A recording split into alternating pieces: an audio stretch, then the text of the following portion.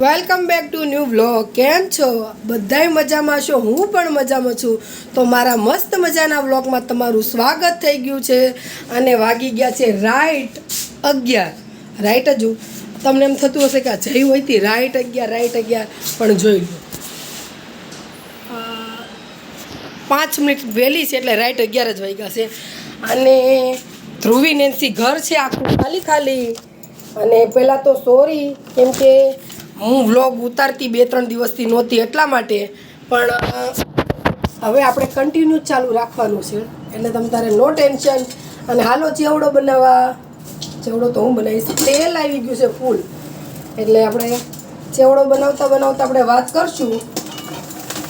અને અમે પણ જઈ રહ્યા છીએ સુરત. ધ્રુવી નેન્સી ગયા છે એના 3 દિવસ થઈ ગયા છે. 3 દિવસ એટલે આ 3 દિવસ જ કહેવાય. એટલે 3 દિવસ જેવું થઈ ગયું છે ને અમે આ ત્રીજે દિવસે ધ્રુવી નેન્સી પાસે જઈએ છીએ. એટલે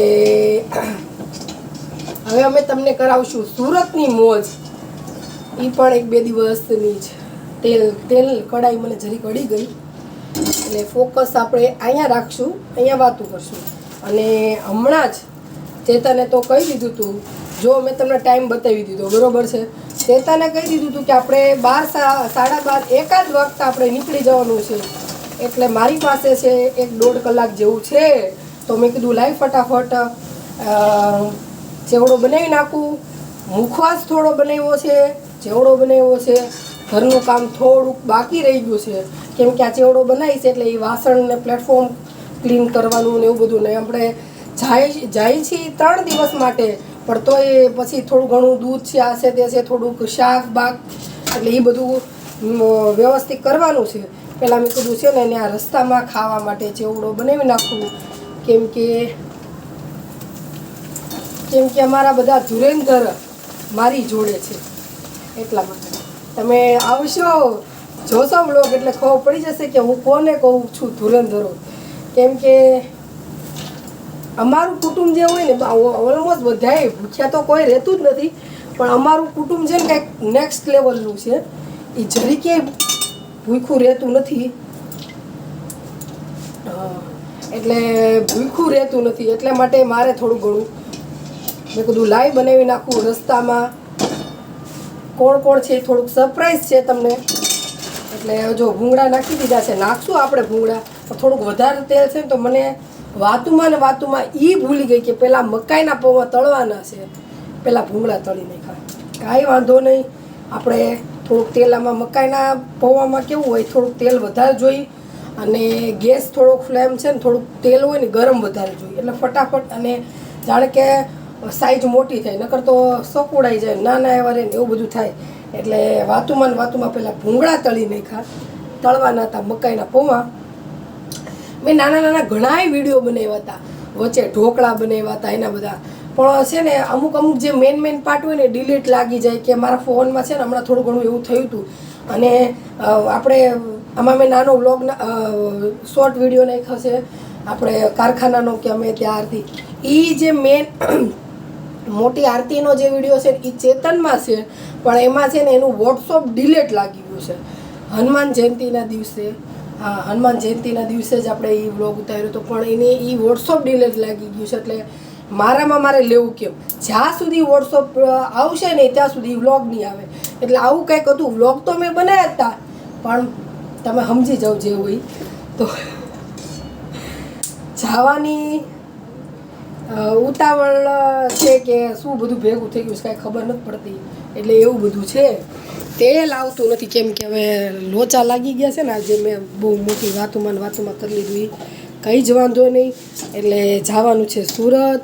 નાની મોટી 1-2 શોપિંગ કરવાની હતી, કરી નાખી હતી. અને બીજું એક રીઝન એમ હતું કે માધવને આપણે પધરાવવા પડશે.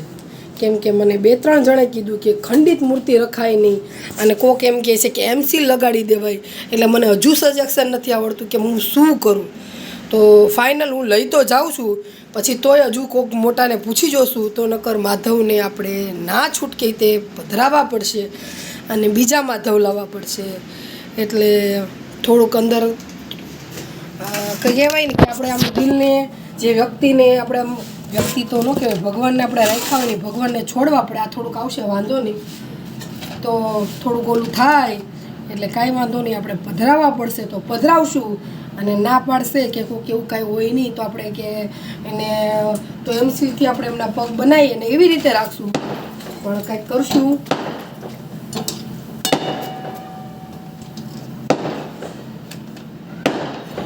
આમાં તો કંઈક ખબર નહીં દેખાય. એ જે ઓલું હું તમને હાથમાં આમ નથી કરી રહી, ફૂલ તેલ આવ્યું ને આવડું મોટું છે. હા, બહુ મોટો પાપડનો અડધો ચોથો ભાગનો એવડું મોટું થયું. તેલ આવવા દો, તેલ વધારે હોય ને તો આવી રીતે મોટું થાય, નકર નાનું રહે. એટલે પૌવા બૌવા તળી અને ફટાફટ ચેવડો બનાવવું.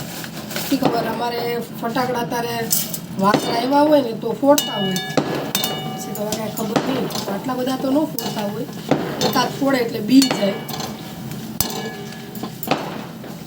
હશે કાંઈ ખરું, નજીકમાં જ ફૂટે છે. ના ના, કાંઈક પ્રસંગ હશે એટલા ફટાકડા છે. તો આવું છે કાંઈક. અને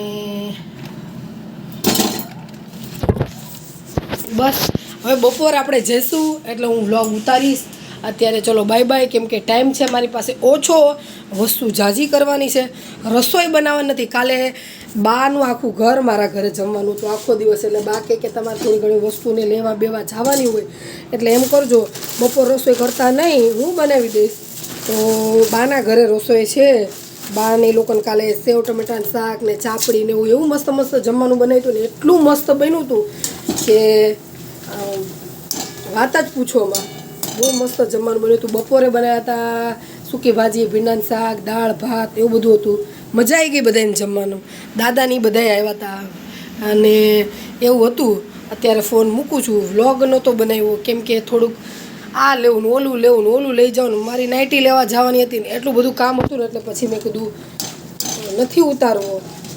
આપણે તો હમણાં કાલે ઉતારવાનો છે એટલે હું કહી દઈશ કે ભાઈ આવી રીતે પ્રોબ્લેમ હતી એટલા માટે નહોતો ઉતાર્યો. એટલે ચલો બાય, કેમ કે વાતું કરતાં કરતાં 10 મિનિટ વહી ગઈ. મળીએ આપણે સુરત જતા પછી 2-3 વસ્તુ નહીં, જો વડોદરા જશું તો વડોદરાની જ્યાં ફેમસ વસ્તુ ખાવાની છે ને, પાછું ભૂલાઈ ગયું, રગડા પાવ કેવું કંઈક કહેવાય, એ ખાવાનું છે. એ ટેસ્ટ કરશું કેવું છે કેવું નહીં, એનું રિવ્યૂ દેશું કે કેમ કે ધુરંધરોને જોડે લઈને જાય છે બધા એક નંબર હો ખાવા પીવામાં, વાત જ પૂછોમાં. એટલે બધા ટેલેન્ટેડ માણસોને લેતા જવાના છે. એટલે રિક્ષામાં બતાવશું કે ટેલેન્ટેડ છે હું નહીં, ક્યારે પૂછશું. ચલો.